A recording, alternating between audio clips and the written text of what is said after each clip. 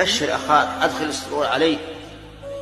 حتى مثلا لو رأيت إنسان مغتم قد ضاقت عليه الدنيا وتكالبت عليه الأمور، فقل له أبشر، بشر، لأن النبي صلى الله عليه وسلم يقول: واعلم أن النصر مع الصبر، وأن الفرج مع الكرب، وأن مع العسر يسر. هذا كلام الرسول عليه الصلاة والسلام، لا ينطق عنه. فإذا رأيت أخاك مكروبا فقل له أبشر، الفرج قريب. إذا رأيته في عسرة قل أبشر، اليسر قريب.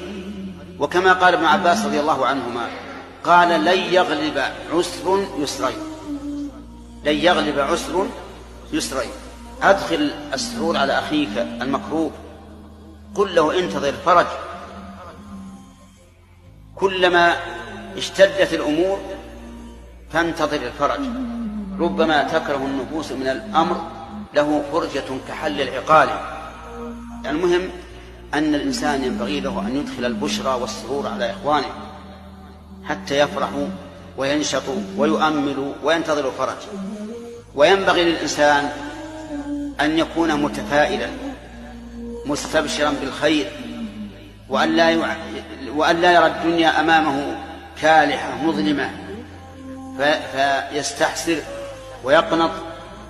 وينبغي للإنسان أيضا إذا حصل له خير أن يهنأ به وأن يبشر به إذا كان مستقبلا. يهنأ بالخير إذا وقع، ويبشر بالخير في المستقبل. نسأل الله أن يجعلنا وإياكم ممن له البشرى في الحياة الدنيا وفي الآخرة.